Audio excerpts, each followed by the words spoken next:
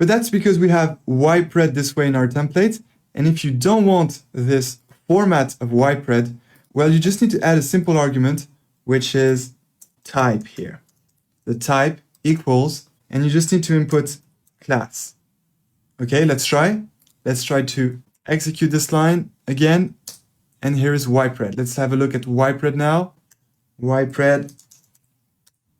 There you go. Now YPred is a vector. As you can see, for each observation of the test set, that is for each user of the test set, we have, like before, the prediction 0 or 1 for each user. 0 if the user is predicted not to buy the SUV, and 1 if the user is predicted to buy the SUV according to our decision tree classifier.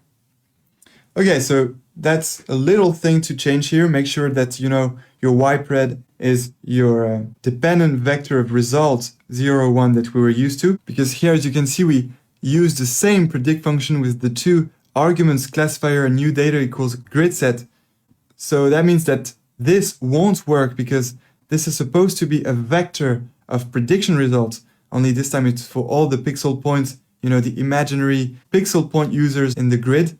But since the predict function is associated to the classifier, which is the decision tree classifier, then if we only keep those two arguments here, then this won't make any sense because this will return Y-grid as a matrix of the two probabilities. And therefore here we will have some problem because it will be a matrix of a matrix, whereas here it's supposed to be a vector. So what we only need to do, and we will do it now so that we don't forget, is to add this type parameter, and we will set it equal to class, and then it will work perfectly. So we'll copy this and add it here as well. Perfect, and now it's ready. Now it will plot the graphs without any errors.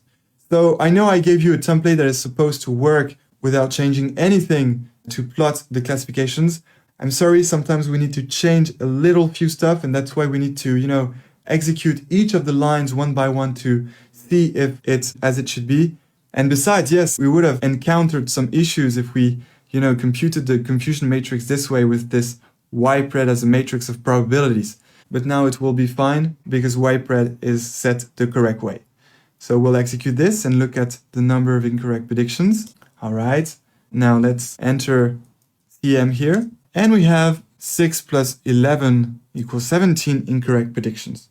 So now let's see if we were right to change our code this way so that we can plot the graph. Let's see if it will work. I hope it will work because I want to show you the decision tree, prediction regions, and prediction boundary. I really want to show you this for those of you who didn't follow the Python tutorial, of course. So let's select this and let's see if we made a good job. All right, looks good. So far it looks good, no errors. Let's see what happens.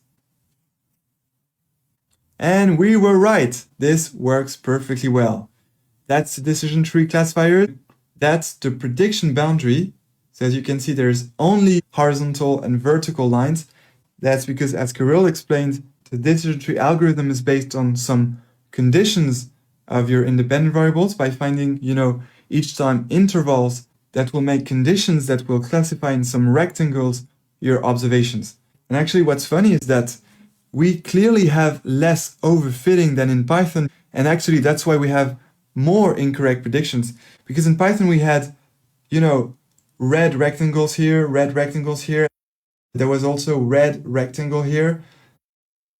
And here we didn't actually specify more parameters, but this amazing RPod library, and that's why it's very popular, chose the right parameters, the right default parameters to, you know, prevent overfitting, because here we clearly don't have overfitting. We had overfitting with Python because of all the red rectangles here that were desperately trying to catch every user in the right category. But here it's not the case, and here it's doing a terrific job at, you know, classifying correctly most of the red points here, most of the green points here in the right region, and as well as these green users here who couldn't be well classified for linear classifiers such as logistic regression or linear kernel SVM.